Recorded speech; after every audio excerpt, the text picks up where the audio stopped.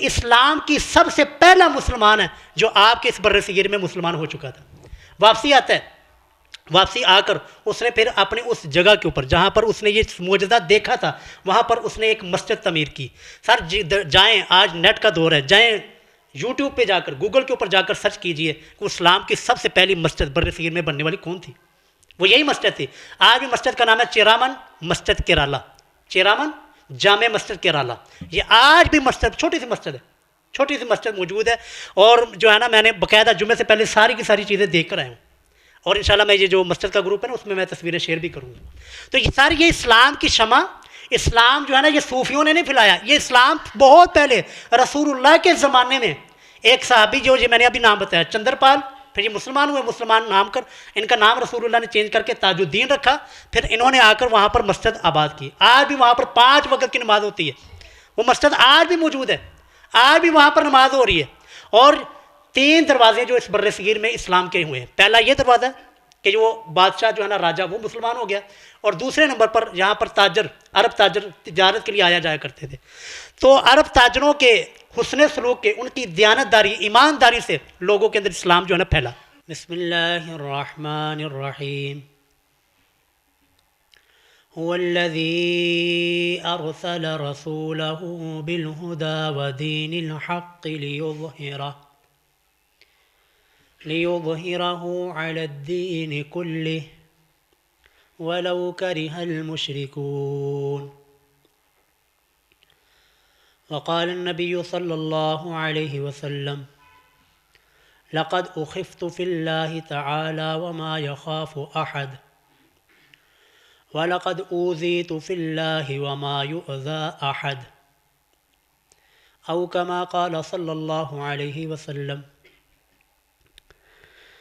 رب اشرح لي صدري ويسر لي أمري واحلل عقدة من لساني يفقه قولي سبحانك لا علم لنا إلا ما علمتنا إنك أنت العليم الحكيم۔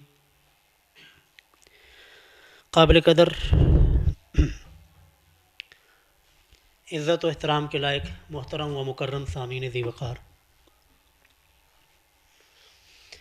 آج کے ہمارے خطبہ جمعۃ المبارک کا عنوان کہ دین اسلام کتنی مشقتوں کے ساتھ ہم تک پہنچے۔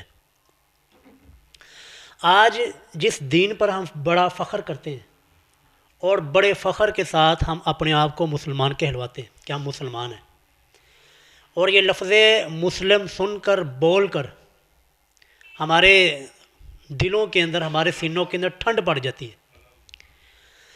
آپ کے علم میں ہونا چاہیے کہ یہ اسلام اور یہ دین اسلام یہ کتنی مشقتیں اٹھا کر، کتنی تکلیفیں لوگوں نے جھیل کر یہ ہم تک پہنچے۔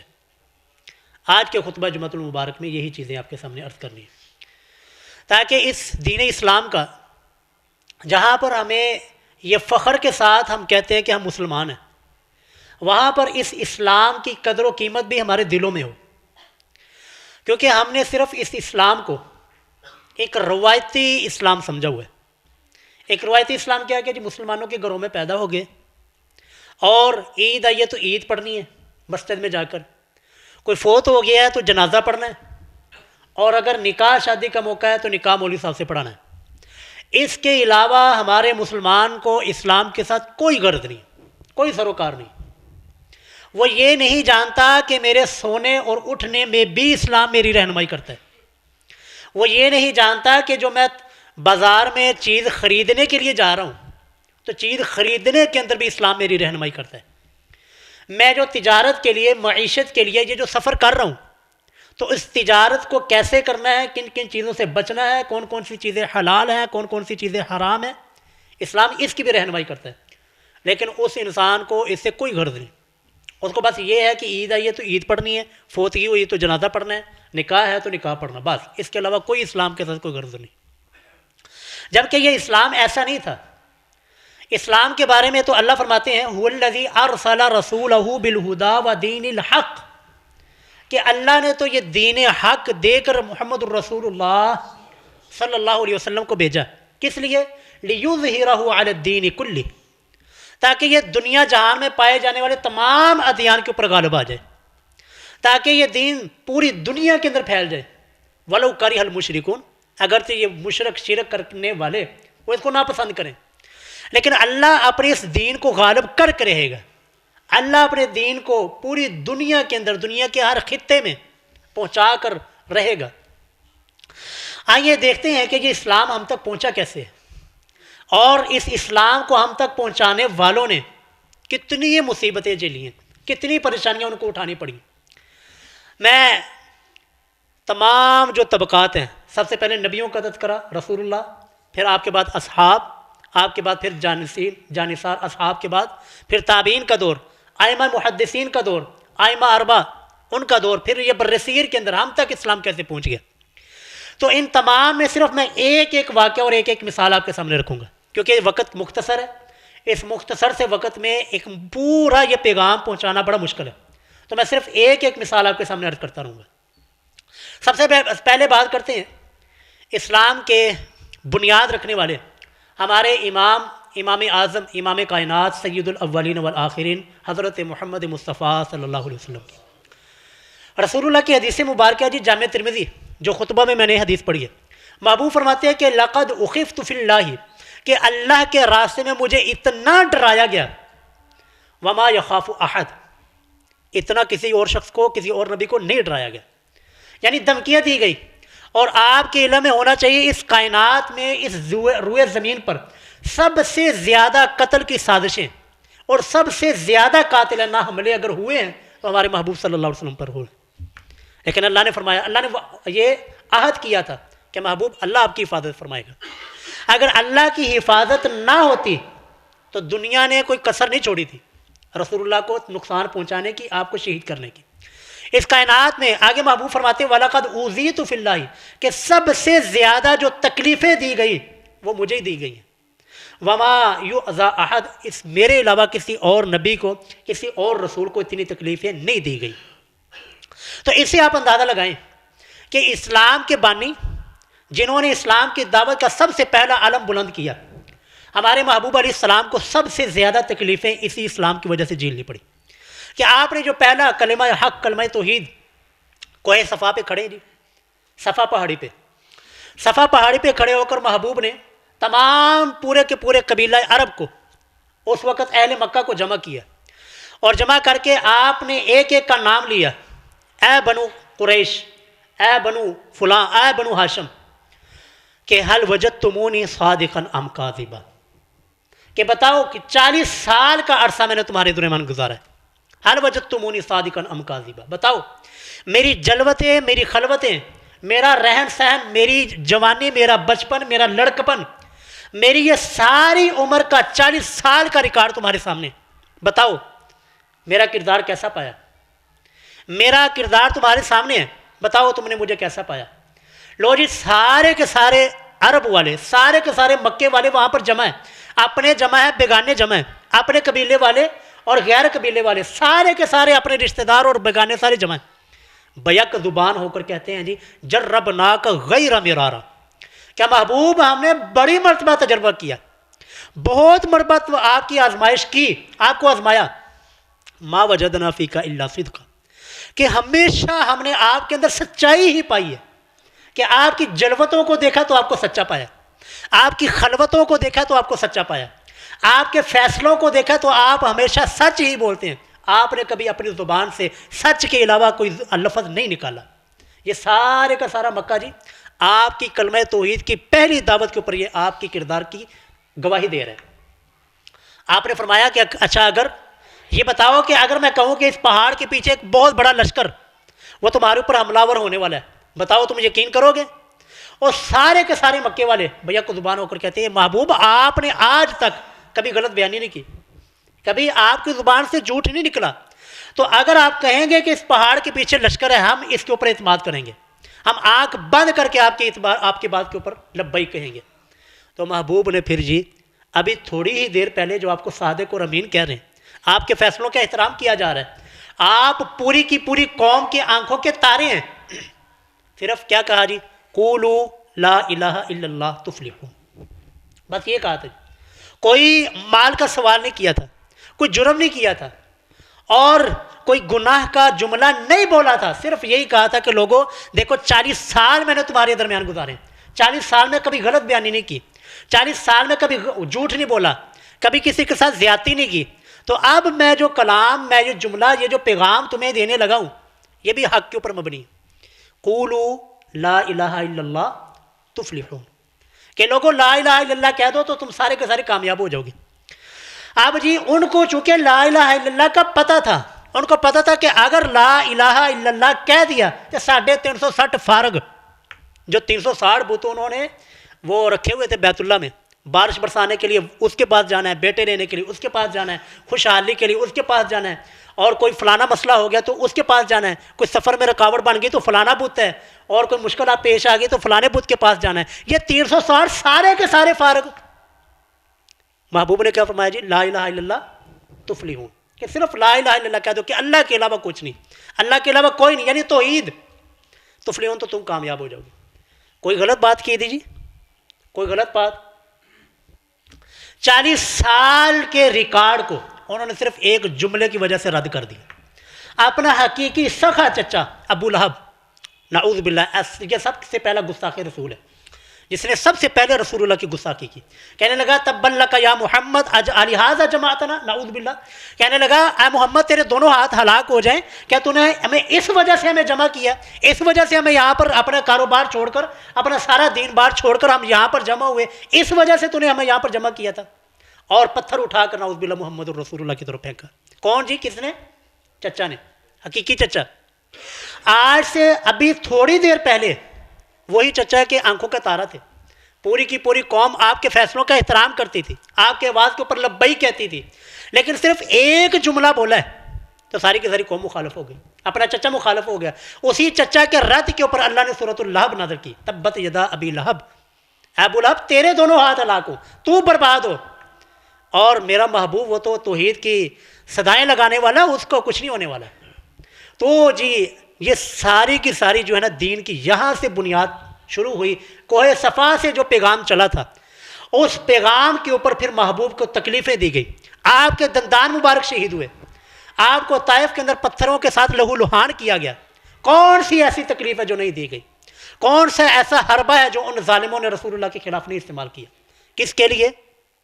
اس دین کے لیے جو آج میرے اور آپ کے پاس ہے، جس دین کو آج ہم بڑے فخر کے ساتھ ہم بیان کرتے ہیں مسلمان ہیں، ہم محمد الرسول اللہ کی امت ہے۔ یہ دین یہاں سے جی تکلیفیں شروع ہوتی ہیں، یہاں سے دین کی آواز بلند ہوتی ہے، اور بلند ہوتے ہوتے آگے جی دور آتا ہے جی حضرات اصحاب محمد صلی اللہ علیہ وسلم کا، اصحاب رسول کا دور آتا ہے۔ یہ صرف ایک ایک مثال میں دے رہا ہوں، ورنہ محبوب کی پوری زندگی آپ اٹھائیں گے، آپ کو تکلیفیں، دکھ، پریشانیاں صرف اور صرف اس دین کے لیے، اور کوئی لڑائی جھگڑا نہیں تھا۔ رسول اللہ کے اصحاب کا دور آتا ہے جی، محبوب خدا کے اصحاب نے کتنی تکلیفیں جی لیں جی۔ حضرت بلال رضی اللہ تعالی عنہ، یار تپتے ہوئے ریت کے اوپر لٹا دیا جاتا، اوپر پتھر رکھ دیا جاتا، کس بنا، کون سا جرم کیا تھا جی؟ صرف یہ جرم تھا کہ وہ اپنی زبان سے احد احد احد کہہ رہے تھے، اللہ کے علاوہ کچھ نہیں، اللہ کے علاوہ کوئی نہیں، اللہ اکیلا ہے، صرف یہ ان کا جرم تھا۔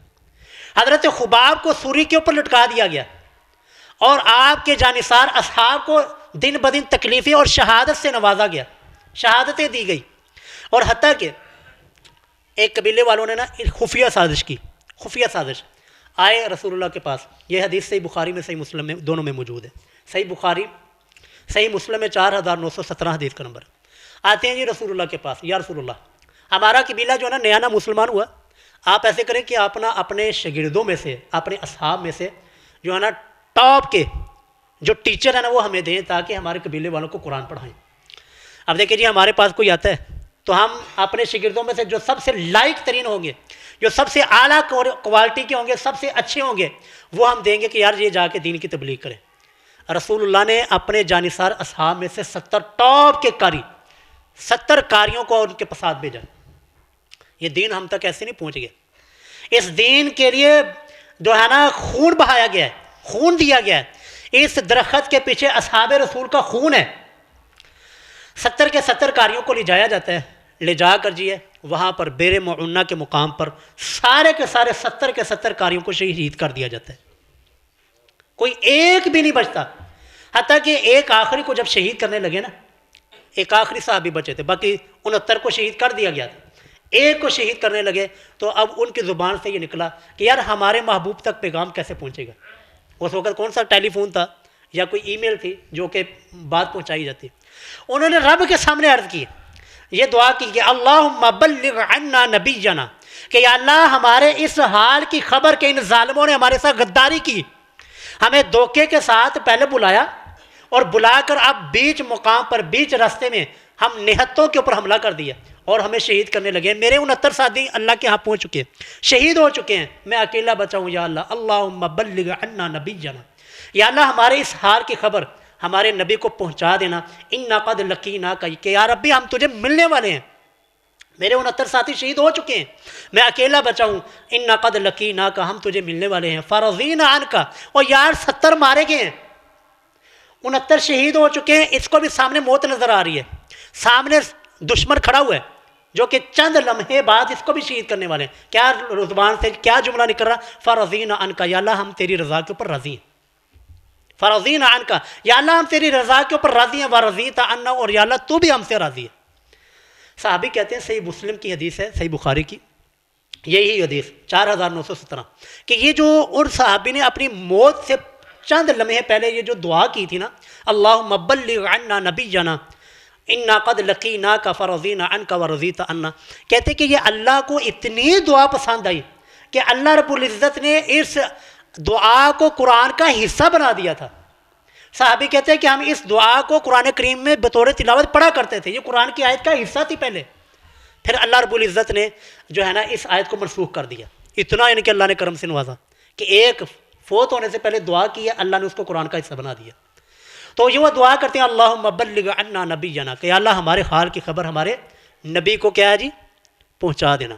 یہ نہیں کہا جی آپ تو سنتے ہیں، آپ حاضر ناظر ہیں، ہمارے حال کو دیکھ لیجیے، نہیں، اللہ کے سامنے عرض کی، ان کا بھی یہ عقیدہ، وہ بھی مانتے تھے کہ جب تک اللہ ہمارے محبوب تک خبر نہیں پہنچائے گا تو نہیں پتہ چلے گا، اس لیے کہتے ہیں اللہم اے اللہ بلغ عنا نبینا، ہمارے حال کی خبر ہمارے نبی کو پہنچا دینا۔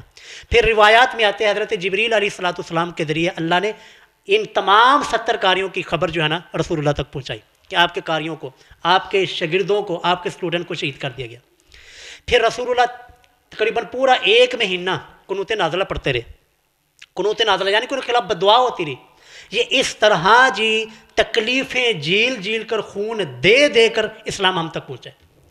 اس کے بعد آتے ہیں یہ تابعین کا دور آتا ہے، تابعین کا، صحابہ کرام کا دور ختم ہو گیا، اب صحابہ کرام کے بعد تابعین کا دور، کتنی مشقتیں جھیلی گئیں اور کتنی تکلیفیں اٹھا کر یہ دین ہم تک پہنچایا گیا۔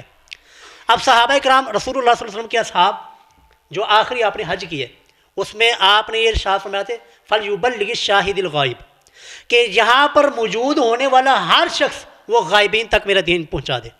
لو جی صحابہ کرام کا جس کے گھوڑے کا منہ جس طرف تھا اس نے اسی طرف گھوڑا دوڑا دیا۔ یہ 1,24,000 کے قریب صحابہ کرام تھے، تو مدینہ منورہ کے اندر تو چند ہزار صحابہ کرام کی قبریں، باقی کہاں گئے؟ باقی صحابہ کدھر گئے؟ باقی وہ میرے اور آپ کے علاقے میں آئے تھے، باقیوں نے تبلیغ کے لیے جس طرف جس کے گھوڑے کا رخ تھا اس نے اسی طرف گھوڑے کا رخ موڑ دیا، پورے کی پوری دنیا کے اندر پھیل گیا۔ پھر اب جب رسول اللہ کے اصحاب پھیلے کو سارے کا سارا رسول اللہ کا دین بھی جو ہے نا وہ اس طرح دنیا کے اندر پھیل گیا۔ اب ساری کی ساری حدیثیں ایک جگہ پہ جمع نہیں تھی، پھر آئے بعض جی تابعین، محدثین، ائمہ کرام، انہوں نے رسول اللہ کا جو دین پوری دنیا کے اندر پھیلا ہوا تھا اب انہوں نے ایک جگہ کے اوپر جو ہے نا جمع شروع کر دیا، جمع کرنا شروع کر دیا۔ حتیٰ کہ جامع ترمذی میں ایک حدیث ہے، آپ یہ حیران ہو جائیں گے یار کیسی ان کے اندر تڑپ تھی اور کیسا ان کے اندر دین کا جذبہ تھا۔ ہم یہ کا قریبی مسجد ہے، مسجد کے قریبی گھر ہے، دکانیں ہیں، وہ لوگ نماز پڑھنے نہیں آتے، قریب سر گھر ہے، مسجد کی جو ہے نا گلی کے اندر رہتے ہوئے لوگ مسجد میں نماز پڑھنے کے لیے نہیں آتے۔ یہ حدیث سنیے، 2682 حدیث کا نمبر ہے۔ اس میں حضرت ابو درداء رضی اللہ تعالیٰ عنہ کے شاگرد وہ جی مدینہ سے چلتے ہیں اور دمشق کا سفر کرتے ہیں، یعنی شام کا، اور فاصلہ پتہ ہے کتنا بنتا ہے؟ یہ میں نے جمعے سے پہلے نا وہ نکالا کہ یہ فاصلہ بنتا کتنا ہے۔ سر 1500 کلومیٹر کا صاف فاصلہ بنتا ہے آج کے زمانے میں، جب سڑکیں بن چکی ہیں، جب روڈ بن چکے ہیں، جب ساری کی ساری سیکیورٹی کے انتظامات موجود ہیں، آج کے زمانے میں مدینہ سے دمشق کا فاصلہ کتنا بنتا جی؟ 1500 کلومیٹر کا فاصلہ۔ اور یہ 1500 کلومیٹر کا فاصلہ اس اللہ کے ولی نے، یہ نہیں تھا کوئی جہاز کے اوپر بیٹھا تو دمشق پہنچ گیا، یا یہ کہ کسی ٹرین کے اوپر بیٹھا تو دمشق پہنچ گیا، کسی موٹر سائیکل چلائی یا گاڑی کے اوپر، نہ سر، اس دور میں سفر بھی گھوڑوں کے اوپر، اونٹوں کے اوپر ہوتا تھا۔ اور صرف سفر ہی نہیں، پوری کی پوری آزمائش ہے کہ پتہ نہیں زندہ پہنچیں گے کہ نہیں، راستے میں ڈاکوؤں کا خطرہ ہے، بھوک اور پیاس ہے۔ اور جب میں نے اس سفر کا اندازہ لگایا نا، وہی جب میپ، جو گوگل میپ کھولتے ہیں، تو اس نے بتایا کہ یہ کم و بیش 28 دن کا پیدل سفر ہے مدینہ سے لے کر دمشق کا۔ کتنے دن کا سفر جی؟ 28 دن کا۔ آج کے زمانے میں گوگل بتا رہی ہے کہ یہ 28 دن کا سفر بنتا ہے۔ اور یہ سفر کیوں ہو رہے ہیں، وہ کس لیے جا رہے ہیں؟ صرف جی ایک حدیث ان کو پتہ چلی ہے، ابو درداء رضی اللہ تعالیٰ عنہ کے شاگرد کو، یہ مدینہ کے اندر بیٹھے ہوئے، ان کو پتہ چلا کہ دمشق کے اندر نا حضرت ابو درداء صحابی رسول اللہ کے نبی کے صحابی بیٹھے ہوئے ہیں، ان کے پاس نا ایک حدیث ہے، اور وہ حدیث صرف انہی کے پاس ہے، اور کسی صحابی کے پاس وہ حدیث نہیں ہے۔ تو اگر میں نے وہ حدیث سننی ہے تو مجھے سفر کرنا پڑے گا۔ آج دیکھیں جی، یہ مسجد کے قریب گھر ہے، مسجد کے قریب دکانیں، ہم نہیں آتے نماز پڑھنے کے لیے، 5 مرتبہ ہمیں صدا دی جاتی ہے، اور مسجد کے اندر کیسی جو ہے نا سہولتیں دی گئی ہیں۔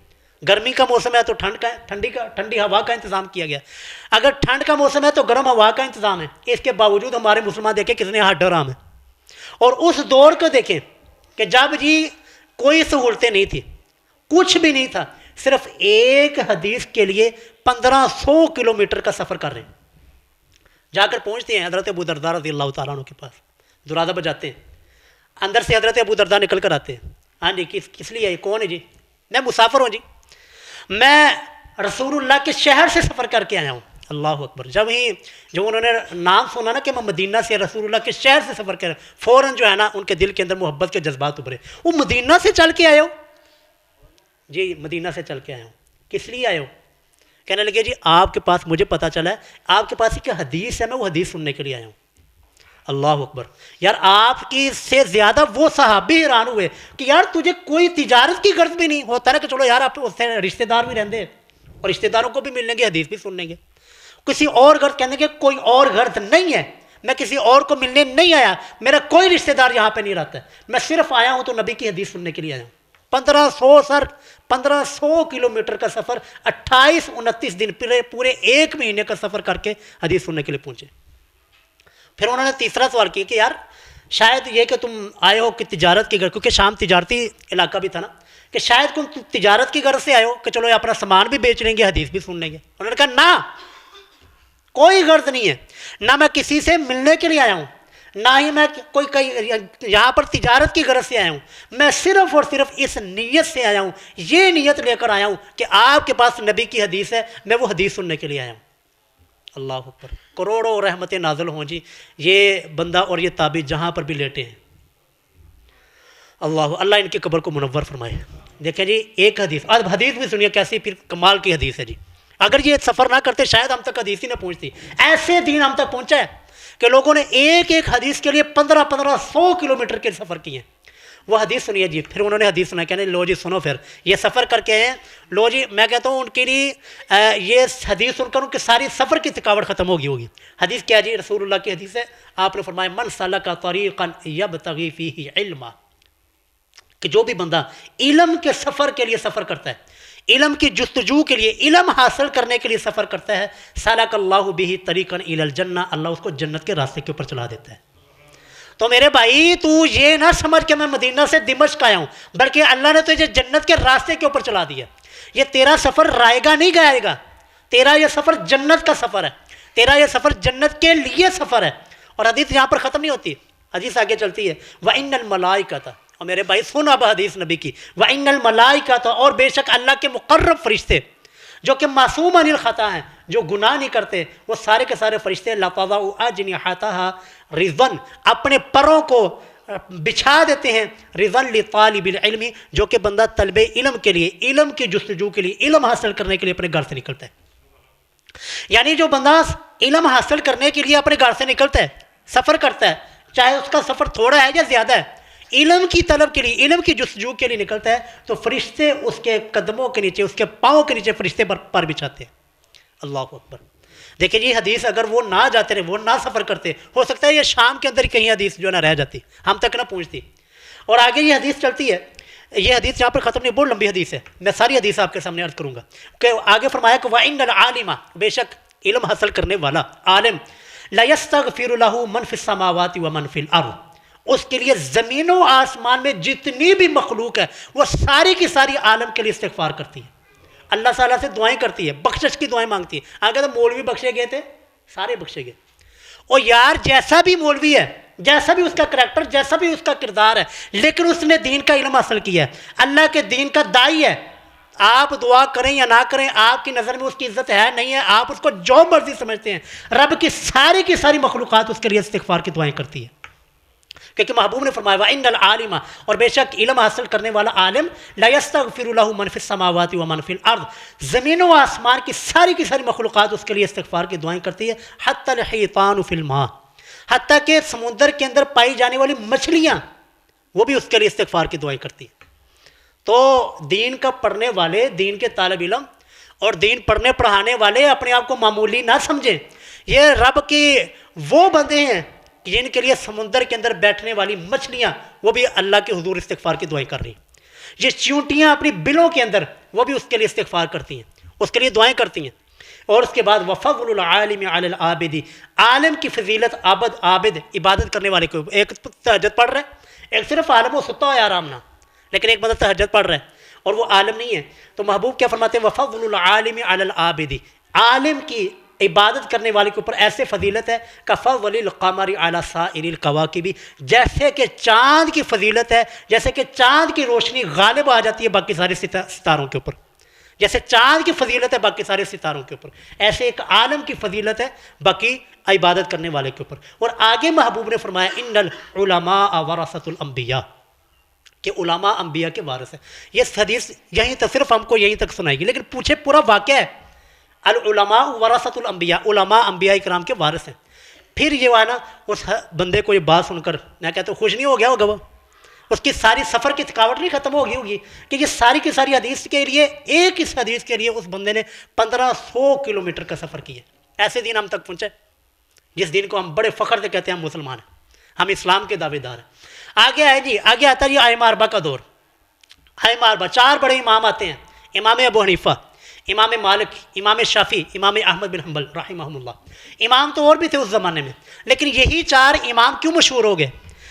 عزیزوں، ان 4 اماموں کی دین کے لیے بڑی کی بڑی قربانیاں، اسی وجہ سے اللہ تعالیٰ نے ان کو رتبوں سے نوازا، اللہ نے ان کو جو ہے نا عزتوں سے نوازا، آج بھی ان کا نام زندہ ہے۔ مسجد نبوی میں جو آئے نا، مسجد نبوی میں، وہاں پر صحابہ کرام کے 10 مبشرہ کے نام لکھے ہوئے ہیں اور باقی محدثین کے نام لکھے ہیں، ان محدثین کے ائمہ کے ساتھ ان 4 اماموں کا نام بھی لکھا ہوا ہے، امام ابو حنیفہ، امام مالک، امام شافعی، امام احمد بن حنبل رحمہ اللہ۔ اور ہمیں اماموں کا گستاخ نہ سمجھا کریں، ہم ان اماموں کی قدر کرتے ہیں، لیکن ان اماموں نے جہاں پر یہ دین مسئلہ بتاتے تھے، کیونکہ اس دور میں دین اسلام ایسے جمع نہیں تھا جیسے آج جمع ہے۔ آج تو ہم ایک کلک کرتے ہیں تو ساری کی ساری حدیثیں ہمارے سامنے آ جاتی ہیں، اے آئی کا دور ہے، ہمیں کوئی حدیث نہ مل رہی ہو نا تو ہم اے آئی کو صرف یہ بتاتے ہیں کہ یار اس طرح کی نا ہم نے حدیث سنی ہوئی ہے، یہ حدیث کا نمبر بھی بتاؤ، یہ حدیث کی کتاب بھی بتاؤ، چند سیکنڈ کے اندر وہ ساری کی ساری معلومات جو ہے نا کھول کے سامنے رکھ دیتے ہیں۔ اس دور میں یہ نہیں تھا، اس دور میں اسلام 360 اور یہ اسلام 1 جیسے سافٹ ویئر مکتبہ شاملہ ہوا جیسے سافٹ ویئر نہیں تھے۔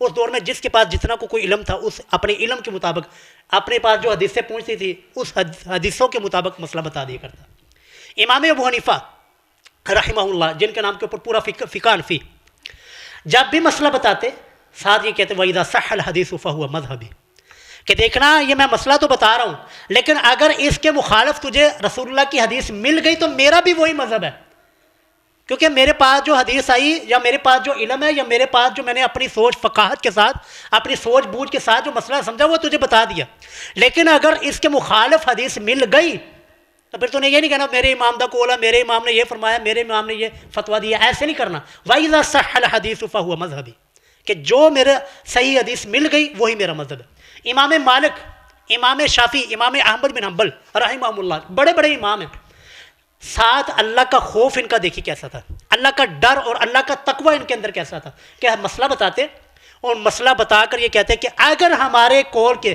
ہمارے فتوے کے خلاف اگر کوئی حدیث آ گئی، ساڈا فتویٰ چوک کے کند نہ مارے ہو، ہمارا فتویٰ اٹھا کر دیوار کے ساتھ مارنا، تم جو ہے نا رسول اللہ کے حدیث کے اوپر عمل کرنا۔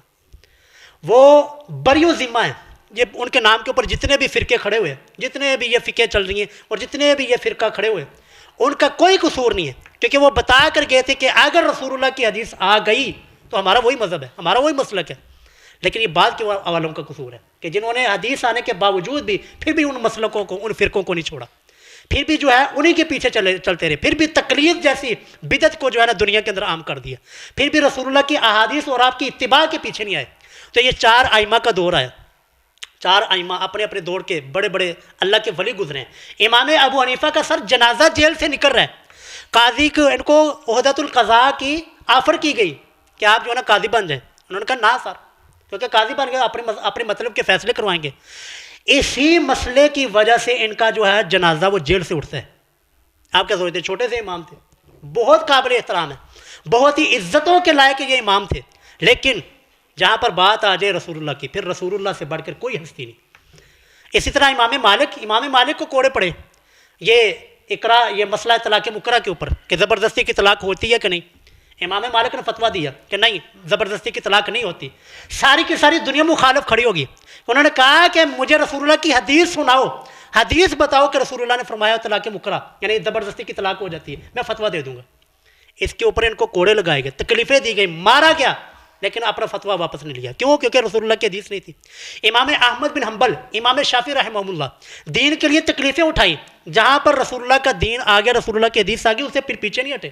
اسی وجہ سے امام تو اور بھی تھے اس زمانے میں، لیکن یہ ان اماموں نے تکلیفیں جی لی تھی، اسلام کے لیے قربانیاں دی تھی، دین کے لیے مارے کھائی تھی، اسی وجہ سے آج ان کا نام زندہ ہے، اسی وجہ سے ان کا نام بڑے ہی احترام کے ساتھ لیا جاتا ہے۔ لیکن ان اماموں کے نام کے اوپر جو فرقے کھڑے ہیں، اس فرقوں کا ائمہ کے ساتھ کوئی تعلق نہیں ہے جی۔ امام شاہ ولی اللہ محدث دہلوی رحمہ اللہ، انہوں نے کتاب حجت البالغہ کے اندر نا ان 4 اماموں کے جو ہے نا نام لکھ کر اور ان کے فتاوے ساتھ جمع کیے کہ 4 اماموں کا یہ قول تھا کہ جب حدیث آ گئی پھر حدیث کے مقابلے میں ہمارا قول، ہمارا جو فتویٰ، ہماری بات کی کوئی حیثیت نہیں ہے۔ تو تم نے بات عمل کرنا ہے تو کس کے اوپر؟ رسول اللہ کی حدیث کے اوپر عمل کرنا ہے۔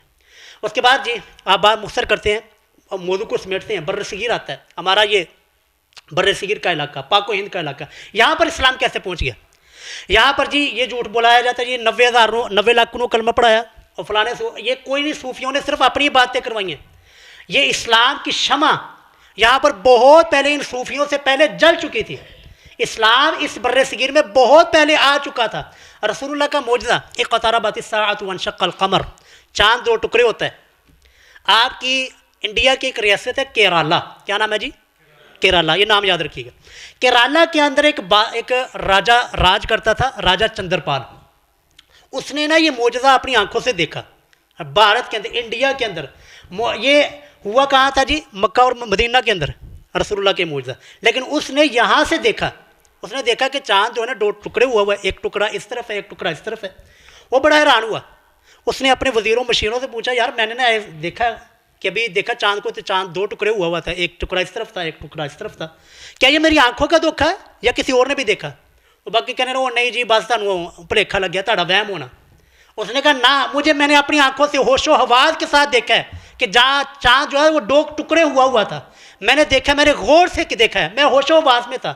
اس نے جی تحقیق شروع کی کہ یہ مسئلہ ہوا کیا۔ تحقیق کرتے کرتے، کیونکہ عرب تاجر جو ہے نا آتے جاتے تھے اس بر صغیر کے اندر، عرب تاجروں کے ذریعے اس کو پتہ چلا کہ مکہ اور مدینہ کے اندر ایک شخص ہے جو کہ نبوت کا دعویٰ کرتا ہے، اور یہ معجزہ اسی کے ہاتھوں جو نا رونما ہوا، اس نے چاند کے 2 ٹکڑے کیے۔ اس نے یہاں سے سفر کیا، راجہ چندر پال کیرالا سے، انڈیا کی ریاست سے اس نے سفر کیا۔ سفر کرتے کرتے وہ مدینہ پہنچا، مدینہ مکہ جا کر جو ہے نا رسول اللہ کے ساتھ ملا اور آپ سے بات چیت ہوئی تھی۔ اس باقاعدہ بات چیت کے بعد اس نے اسلام قبول کیا، تو رسول اللہ نے اس کا نام چندر پال سے چینج کر کے تاج الدین اس کا نام رکھا۔ کیا نام رکھا؟ تاج الدین اس کا نام رکھا۔ یہ اسلام کی سب سے پہلا مسلمان ہے جو آپ کے اس بر صغیر میں مسلمان ہو چکا تھا۔ واپسی آتا ہے، واپسی آ کر اس نے پھر اپنے اس جگہ کے اوپر جہاں پر اس نے یہ معجزہ دیکھا تھا وہاں پر اس نے ایک مسجد تعمیر کی۔ سر جائیں، آج نیٹ کا دور ہے، جائیں یوٹیوب پہ جا کر، گوگل کے اوپر جا کر سرچ کیجئے کہ اسلام کی سب سے پہلی مسجد بر صغیر میں بننے والی کون تھی؟ وہ یہی مسجد تھی۔ آج بھی مسجد کا نام ہے چیرامن مسجد کیرالہ، چیرامن جامع مسجد کیرالہ۔ یہ آج بھی مسجد، چھوٹی سی مسجد ہے، چھوٹی سی مسجد موجود ہے، اور جو ہے نا میں نے باقاعدہ جمعے سے پہلے ساری کی ساری چیزیں دیکھ کر آیا ہوں، اور انشاءاللہ میں یہ جو مسجد کا گروپ ہے نا اس میں میں تصویریں شیئر بھی کروں گا۔ تو یہ ساری یہ اسلام کی شمع، اسلام جو ہے نا یہ صوفیوں نے نہیں پھیلایا، یہ اسلام بہت پہلے رسول اللہ کے زمانے میں ایک صحابی جو میں نے ابھی نام بتایا چندر پال، پھر یہ مسلمان ہوئے، مسلمان نام کر ان کا نام رسول اللہ نے چینج کر کے تاج الدین رکھا، پھر انہوں نے آ کر وہاں پر مسجد آباد کی۔ آج بھی وہاں پر 5 وقت کی نماز ہوتی ہے، وہ مسجد آج بھی موجود ہے، آج بھی وہاں پر نماز ہو رہی ہے۔ اور 3 دروازے جو اس بر صغیر میں اسلام کے ہوئے ہیں، پہلا یہ دروازہ کہ جو بادشاہ جو ہے نا راجہ وہ مسلمان ہو گیا، اور دوسرے نمبر پر یہاں پر تاجر، عرب تاجر تجارت کے لیے آیا جایا کرتے تھے، تو عرب تاجروں کے حسن سلوک کے، ان کی دیانتداری، ایمانداری سے لوگوں کے اندر اسلام جو ہے نا پھیلا۔ یہ دوسرا دروازہ۔ اور تیسرا دروازہ ارائیوں، تیسرا دروازہ تسی جے میاں صاحبان، تیسرا دروازہ جو حکومتی سطح پر جو مکمل پاور کے ساتھ جو اسلام اس بر صغیر میں آیا محمد بن قاسم کے ساتھ، وہ 12,000 کے قریب جی اس لشکر کے اندر ارائیں شامل تھے۔ ارائیوں آپ نے اور ہم نے، ارائیوں نے سر 3 ہجرتیں کی ہوئی ہیں، آپ کے علم کے لیے 3 ہجرتیں ہم نے کی ہیں، ہم مہاجر در مہاجر ہیں۔ ہم نے پہلی ہجرت جو ہے نا وہ کی ہوئی ہے وہاں سے فلسطین اور شام سے۔ ہمارے صحیح مسلم کے اندر حدیث آتی ہے، صحیح بخاری میں بھی موجود ہے کہ حضرت رسول اللہ فرماتے ہیں کہ کسی کے لیے بھی جو نا سورج نہیں رکا سوائے ایک شخص کے لیے۔ ہمارا نا کہ سیدنا علی نے عصر دی نماز نہیں پڑھی تو وہ سورج رک گیا، کہانی ساری۔ رسول اللہ کیا فرماتے ہیں کہ کسی کے لیے بھی سورج نہیں رکا، صرف ایک شخص کے لیے اللہ نے سورج کو روکا تھا، وہ تھا جی حضرت یوشع بن نون علیہ السلام۔ وہ حضرت موسیٰ علیہ السلام کے ساتھ جو گئے تھے نا خضر علیہ السلام کی ملاقات کے لیے، یہ وہی حضرت یوشع بن نون ہے۔ تو یوشع بن نون جو ہے نا ایک علاقے کے اوپر جو ہے نا جہاد کر رہے تھے، جہاد کرتے کرتے جو ہے نا عصر کا جمعہ کا دن تھا، جمعہ کا دن جو ہے نا سورج غروب ہونے والا تھا۔ اب چونکہ اس قوم میں ہفتے کا دن وہ بڑا ہی معتبر سمجھا جاتا تھا، کوئی جہاد نہیں، صرف اس دن جو ہے اللہ کی عبادت کرنی ہے اور کوئی کام نہیں کرنا۔ تو انہوں نے دعا کی کہ اللہ اگر یہ سورج غروب ہو گیا تو ان کو سنبھلنے کا موقع مل جائے گا، یا اللہ اس سورج کو ہمارے لیے روک دے۔ صحیح مسلم کے الفاظ ہیں، اللہ تعالیٰ نے ان کے لیے سورج کو وہیں پر روک دیا، یہ صحیح مسلم کے الفاظ ہیں۔ اور وہ بستی کون سی تھی؟ وہ بستی تھی جی اریحہ۔ کیا نام تھا جی بستی کا؟ اریحہ بستی تھی۔ وہ بستی وہی تھی جو میرے اور آپ کے آباء و اجداد تھے، ارائیں وہیں سے آئے تھے، وہیں سے چل کر وہیں سے پھر وہ بستی فتح ہوتی ہے۔ فتح ہو کر پھر جب رسول اللہ کا زمانہ آتا ہے تو ہمارے 2 بزرگ سلیم الرائی اور ایک اور بزرگ ان کا نام میرے ذہن سے نکلا ہوا، وہ وہاں سے ہجرت کر کے جی مدینہ میں آتے ہیں۔ مدینہ میں آ کر رسول اللہ کے ہاتھ کے اوپر اسلام قبول کرتے ہیں۔ یہ رائیوں کی تقریب میں آپ کو بتا رہا ہوں۔ پھر وہاں سے ہجرت کر کے، یہ ہماری پہلی ہجرت ہے جو ہم نے فلسطین اور شام سے مدینہ کے اندر کی ہوئی ہے۔ پھر مدینہ سے جب یہ ہندوستان کا جہاد ہوا محمد بن قاسم کے ساتھ، پھر یہاں سے ہجرت کر کے، مدینہ سے ہجرت کر کے ہمارے آباء و اجداد یہاں سندھ کے اندر اور باقی ان علاقوں کے اندر آ کر آباد ہوئے، اور پھر وہاں سے نکل کر پھر پاکستان میں آ کر آباد ہوئے۔ یہ 3 ہجرتیں ہم نے کی ہوئی ہیں۔ ان کے لیے ارائیوں کے لیے میاں مہر ہو گئے، اور یہ بھٹو ہو گئے، یہ چودھری، یہ ساری کی ساری ارائیوں کی گوتے، یہ انہوں نے ہی آ کر یہاں پر اسلام کے چشمے کو جو ہے نا پانی دیا، اسلام کی اس شمع کو یہاں پر چلایا ہے، اسلام کو یہاں پر زندہ کیا ہے۔ لیکن اسلام آج سے پہلے، ان صوفیوں سے آنے سے پہلے یہاں پر آ چکا تھا۔ لوگ کہتے ہیں وہ صوفیوں نے بڑی انہوں نے اپنی قبروں کو آباد کیا ہے، انہوں نے اپنے لوگوں کو اپنے سامنے جھکایا ہے، اسلام کو نہیں خدمت کی۔ اسلام کی خدمت کی ہے ان تاج الدین نے، جس نے مسجد بنائی اور مسجد بنا کر اللہ کی توحید کا کام کیا، اسلام کا یہاں پر کام کیا، اسلام کو یہاں پر پھیلایا تو رائیوں نے پھیلایا، میاں لوگوں نے پھیلائی ہیں، جنہوں نے اسلام کے لیے قربانیاں دی ہیں اور اسلام کے لیے ہجرتیں کی ہیں، اسلام کے لیے سارا کچھ اپنا گھر بار چھوڑ کر جہاد کی غرض سے یہاں پر آئے اور پھر یہیں پر آ کر آباد ہوئے۔ اللہ رب العزت سے دعا ہے کہ جن جن لوگوں نے اسلام کے لیے قربانیاں دی ہیں، جتنے بھی، چاہے ہمارے علم میں ہیں یا ہمارے علم میں نہیں ہیں، اللہ ان کی قربانیوں کو قبول فرمائے، اللہ ان کی قبروں کو منور فرمائے، اللہ ان کی قربانیوں کو قبول کرتے ہوئے ان کے درجات کو بلند فرمائے۔ وآخر دعوانا الحمدللہ۔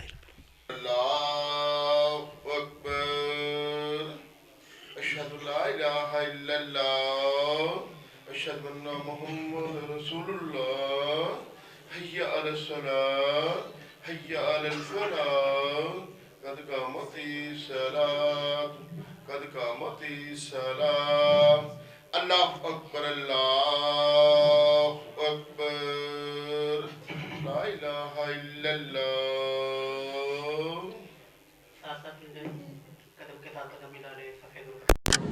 मर्द हजरात हमेशा ही अपनी पैंटें शलवारें टखनों से ऊपर रखें, अपने मोबाइल फ़ोन बंद कर दें।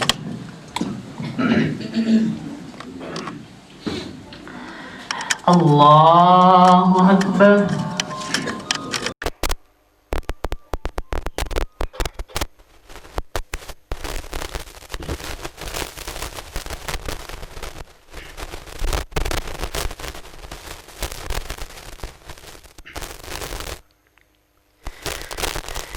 الحمد لله رب العالمين الرحمن الرحيم مالك يوم الدين إياك نعبد وإياك نستعين اهدنا الصراط المستقيم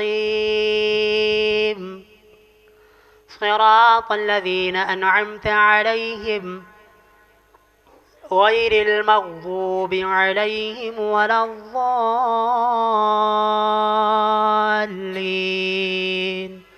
آمين.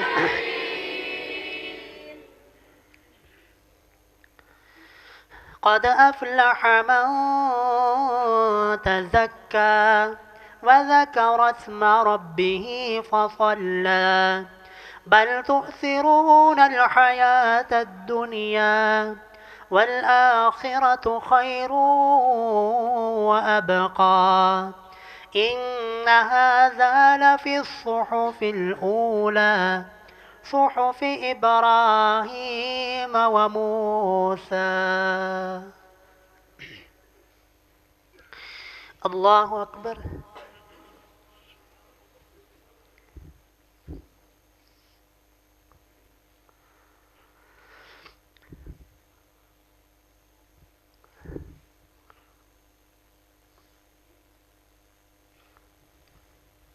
سمع الله لمن حمده ربنا ولك الحمد.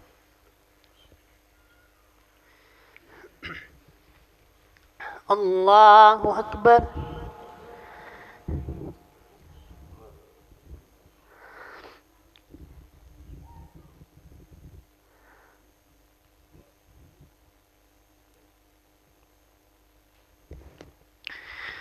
الله أكبر.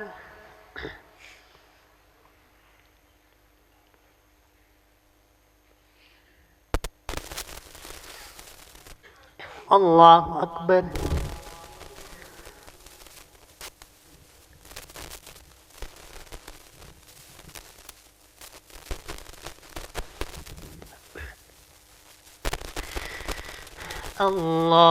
الله أكبر. بسم الله الرحمن الرحيم.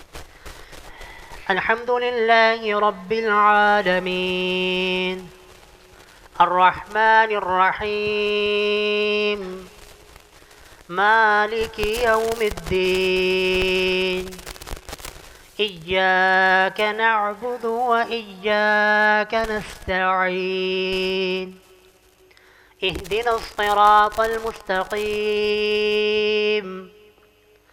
صراط الذين أنعمت عليهم غير المغضوب عليهم ولا الضالين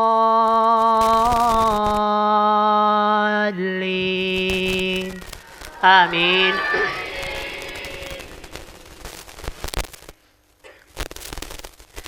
أفلا ينظرون إلى الإبل كيف خلقت وإلى السماء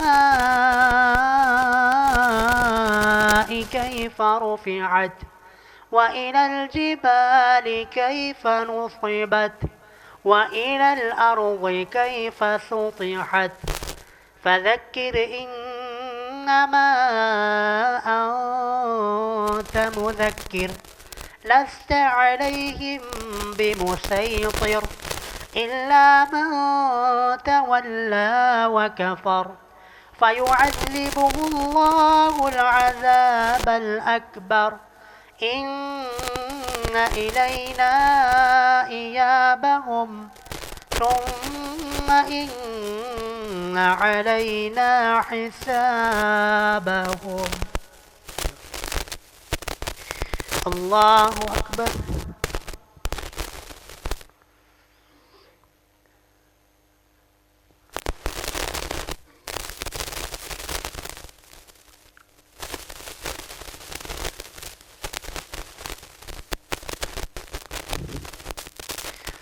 سمع الله لمن حمده ربنا ولك الحمد.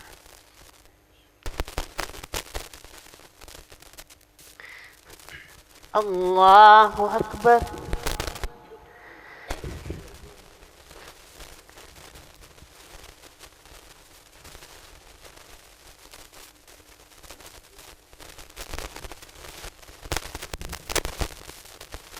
الله أكبر.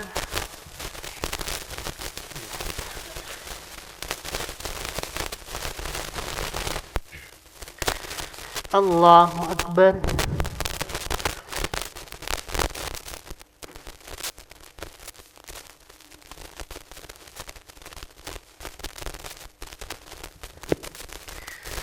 الله أكبر.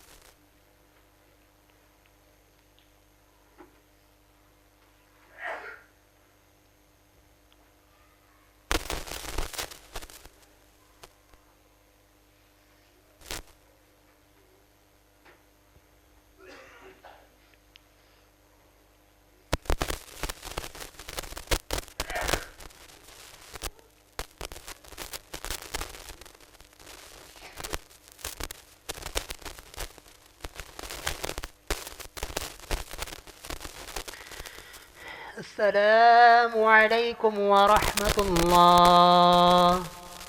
السلام عليكم ورحمة الله. الله أكبر. الصفر. يا رب لك الحمد كما ينبغي لجلال وجهك وعظيم سلطانك. لا إله إلا الله العظيم الحليم. لا إله إلا الله رب العرش العظيم. لا إله إلا الله رب السماوات ورب الأرض ورب العرش الكريم. اللهم إنا نسألك بأننا نشهد بأنك أنت الله لا إله إلا أنت الأحد الصمد الذي لم يلد ولم يولد ولم يكن له كفوا أحد. اللهم صل على محمد وعلى آل محمد كما صليت على إبراهيم وعلى آل إبراهيم إنك حميد مجيد. اللهم بارك على محمد وعلى آل محمد كما باركت على إبراهيم وعلى آل إبراهيم إنك حميد مجيد. لا إله إلا أنت سبحانك إنا كنا من الظالمين. لا إله إلا أنت سبحانك إنا كنا من الظالمين. ربنا آتنا في الدنيا حسنة وفي الآخرة حسنة وقنا عذاب النار. اللهم أصلح لنا ديننا الذي هو عصمة أمرنا. اللهم أصلح لنا دنيانا التي فيها معاشنا. اللهم أصلح لنا آخرتنا التي إليها معادنا. اللهم اجعل الحياة زيادة لنا في كل خير. اللهم اجعل الموت راحة لنا من كل شر. اللهم أجرنا من خزي الدنيا وعذاب الآخرة. اللهم أجرنا من خزي الدنيا وعذاب الآخرة. اللهم اغفر للمؤمنين والمؤمنات والمسلمين والمسلمات الأحياء منهم والأموات.